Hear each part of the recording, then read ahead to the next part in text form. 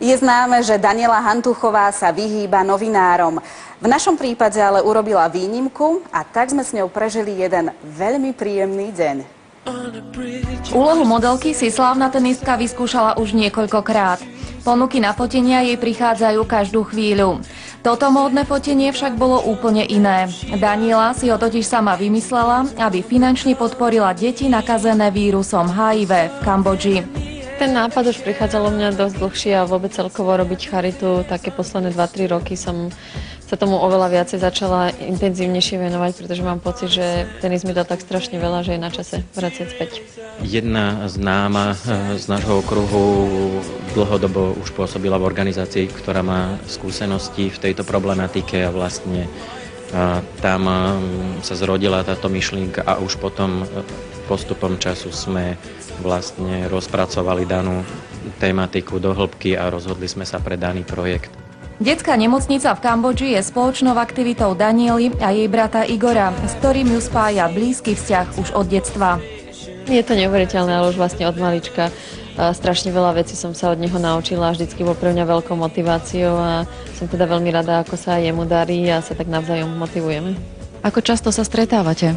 No, toho času není moc veľa, ale občas sa snažia niekedy výjsť aj na turnaje so mňou a vtedy je samozrejme vždycky veľa srandy, ale keď som začínala, tak musím povedať, že najviac sa mi na turnajoch darilo, keď nielen teda moji rodičia, ale aj hlavne brat tam bol a prvé turnaje dokonca ešte ako tréner mi pomáhal a ma rozohrával na zápasy a viem, že pár turnajov som vyhrala vďaka nemu, čiže určite, že aj z tej tenisovej stránky mi veľmi pomáhal, hlavne na začiatku. Je to veľmi vzácne, kedy si nájdeme vlastne čas na vzájomné stretnutie, lebo ten kalendár je naozaj veľmi naplnený, hlavne z jej strany, takisto aj naše povinnosti v rôznych oblastiach, takže sú to veľmi vzácne okamihy, kedy sa nám podarí stretnúť a v podstate v kľude niečo riešiť. Nie je náhoda, že s prípravami na fotenie pomáhal aj Igor.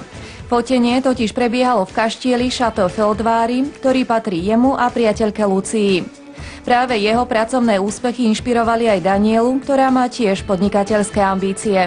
Myslím si, že tým, že vzdelanie bolo vždycky u nás v rodine, tak si myslím, že je veľa vecí, ktoré chcem robiť aj mimo tenisového dvorca skôr, keď teda už skončím, ale už aj teraz mám pár nápadov a teda hlavne keď vidím ich, ako sú šikovní, tak určite, že aj ja sa chcem niektorým veciam venovať, či už hotelírstvo, to asi nie, skôr možno reštaurácia alebo vlastná posilovňa alebo spa.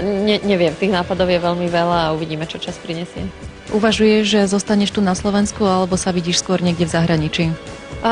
Tým, že vlastne od malička cestujem a som stále v zahraničí, tak si strašne vážim ten čas, keď som doma na Slovensku, pretože tuto vždycky budem patriť, tu je moja rodina, najbližší priatelia a samozrejme nikdy neviem, čo osud prinesie.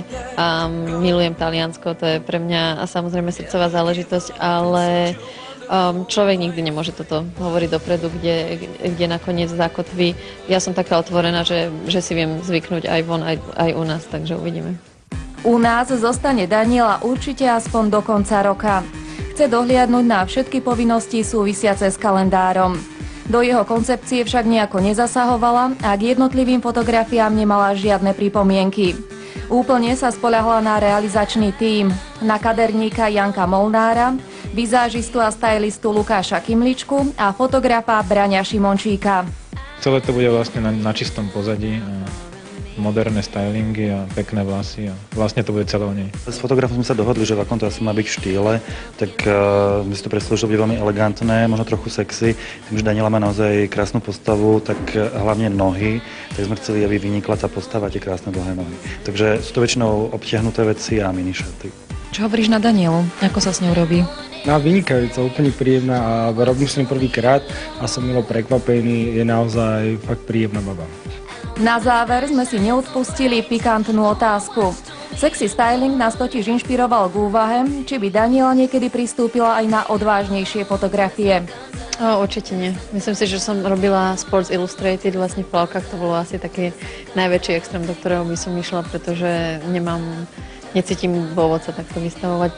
Predovšetkým som tenistka a taká tá prezentácia mimo dvorca musí si myslím, že mať taký svoj štýl a aj zmysel a niečo viac ako povedzme tie plavky, tak to už si myslím, že je moc za mierou. A na záver mi ešte prezrať, ako si udržuješ takúto krásnu, štihlú postavu. Tak to musím poďakovať asi svojim rodičom a génom, pretože čo sa týka sladkosti a takýchto vecí, tak to si ja nedokážem že odoprieť, ale tým, že asi veľa športujem, stále som na dvorci a či na dvorci alebo v posilovni, tak to tak príde prirodzene, ale hovorím asi skôr rodičom, musím byť za to vďačná. Charitatívny kalendár na rok 2011 čaká začiatkom decembra slávnostný krst a hneď potom sa dostane na verejnosť. Každý bude mať teda možnosť prispieť prostredníctvom Danielinej nadácie na dobrú vec.